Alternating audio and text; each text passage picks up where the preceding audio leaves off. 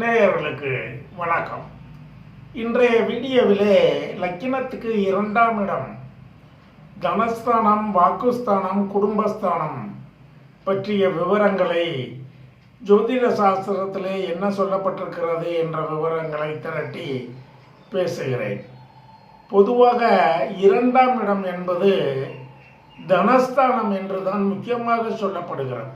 இரண்டாவதாக குடும்பஸ்தானம், வாக்குஸ்தானம் என்றும் சொல்லுவார்கள். 3 பெயர்கள். குடும்பம் சிறப்பாக இருக்க தனஸ்தானம் 2ஆம் இடம் சிறப்பாக இருக்க வேண்டும்.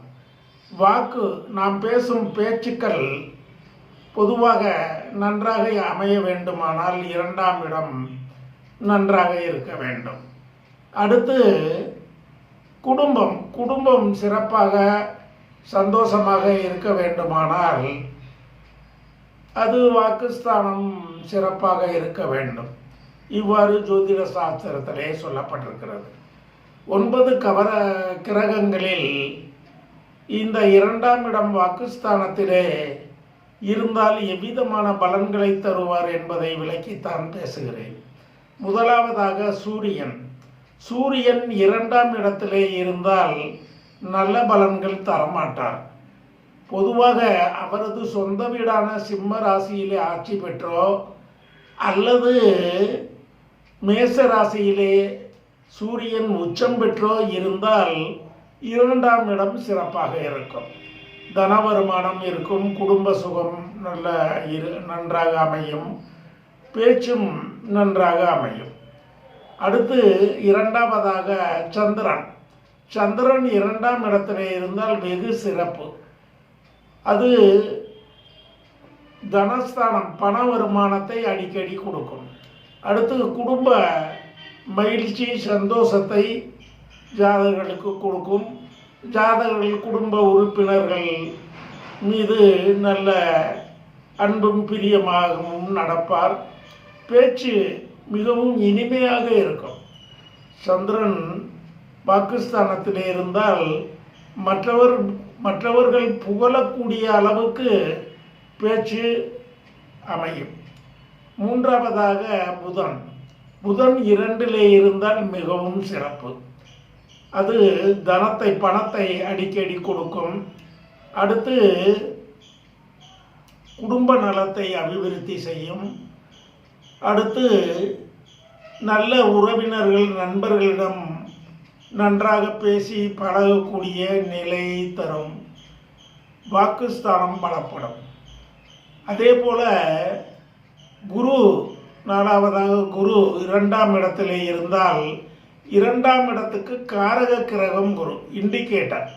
அவர் தனியாக இருக்கக்கூடாது, வேறு ஏதாவது ஒரு கிரகத்தோடு இணைந்து இருக்க வேண்டும்.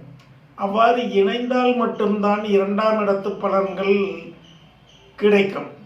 குரு தனது சொந்த ராசியான தனுசு, மீனத்திலே ஆட்சி பெற்றிருந்தாலும், கடகத்திலே சந்திரனுடைய வீடான கடகத்திலே உச்சம் பெற்றிருந்தாலும் 2ஆம் இடம் பலப்படும். அவ்வாறான நிலைகள் ஜோதிட சாஸ்திரத்திலே குருவை பற்றி சொல்லப்பட்டிருக்கிறது. நீடித்த ஆயுளையும் நிறைந்த செல்வத்தையும் தருவார். பேச்சு திறமையை தருவார். குடும்ப உறுப்பினர்களுடைய அன்பும் ஆதரவும் ஜாதகருக்கு கிடைக்கும். அடுத்து சுக்கிரன் 2ஆம் இடத்திலே இருந்தால் இனிமையான பேச்சு ஜாதகருக்கு கிடைக்கும். அதிலே சந்தேகத்துக்கு இடமில்லை. அடுத்து குடும்ப நலம் அபிவிருத்தியாகும். அடுத்து ஜாதகருடைய பேச்சு மிகவும் இனிமையாக இருக்கும். சுக்கிரன் இனிமையான பேச்சை தருவார். சுக்கிரன் தனது சொந்த ராசியான ரிஷபம், துலாமிலே இருந்தாலும், மீனத்திலே உச்சம் பெற்று அமர்ந்திருந்தாலும் பேச்சு, குடும்பம், வருமானம் மிக அதிகமாக இருக்கும் என்று ஜோதிட சாஸ்திரத்திலே சொல்லப்பட்டிருக்கிறது. அடுத்து சனி 2ஆம் இடத்திலே இருந்தால் வாக்கு, பேச்சு கெடும். குடும்பத்திலே வருத்தங்கள், வேதனைகள், சங்கடங்கள் சூழும். அடுத்து பண வருமானத்தை ஓரளவுக்கு தருவார்.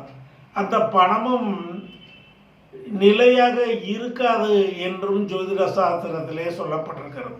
சனி 2ஆம் இடத்திலே இருந்து தரும் பணம் அடிக்கடி வீணாக செலவாகிவிடும், சிக்கனமாக சேமிக்க முடியாது என்றும் சொல்லப்பட்டிருக்கிறது. அடுத்து ராகு 2ஆம் இடத்திலே இருந்தால் அது மிகப்பெரிய தவறு, குடும்பத்தை கெடுக்கும், வருமானத்தை ஓரளவுக்கு தரும். 2ஆம் இடத்திலே ராகு ஓரளவுக்கு வருமானத்தை தருவார், குடும்ப நலம் திருப்தியாக அமையாது, பேச்சு திறமையும் நன்றாக அமையாது. அடுத்து 2ஆம் இடத்திலே கேது இருந்தால் 3மே கெடும். அது வாக்கும் கெடும், குடும்பமும் கெடும், செல்வமும் அபிவிருத்தி ஆகாது, ஆக வருமானமும் இருக்காது. ஆக ராகு 2ஆம் இடத்திலே இருந்தால் இவ்வாறான பலன்களை தருவார். ராகு கேதுகளை பற்றி நான் ஏற்கனவே சொல்லியிருக்கிறேன். அவர்கள் 2ஆம் இடம் இல்லை, அது முதல் லக்கினத்திலே இருந்து 12 ராசிகளிலே ராகு கேது எங்கே இருந்தாலும் வீடு கொடுத்த கிரகம் 1, 5, 9 ஆகிய திரிகோண ராசிகளிலோ அல்லது கேந்திர ஸ்தானங்களான 4, 7, 10 அமைந்திருந்தால் உன்னதமான பலன்கள் கிடைக்கும்.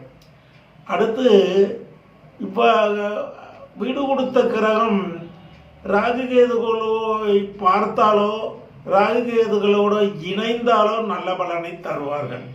இது முழுமையாக எல்லா ராசிக்கும் பொதுவான கருத்து என்பதை தெரிவித்து, நேயர்கள், எனது வீடியோவை காணும் நேயர்கள் எனக்கு சப்ஸ்கிரைப் செய்து ஆதரவு தர வேண்டும் என்று உங்களை அன்போடு கேட்டு, உங்கள் அனைவருக்கும் வாழ்க வளம் பெறுக என வாழ்த்தி விடைபெறுகிறேன்.